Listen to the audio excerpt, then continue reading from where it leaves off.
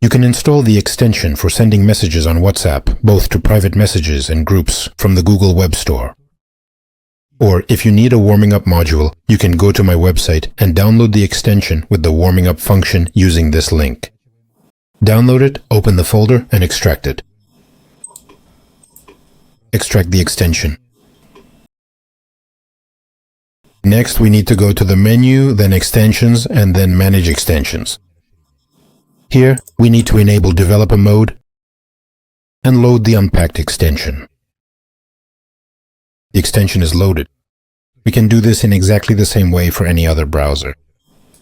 For example, in Google Chrome, enable Developer Mode.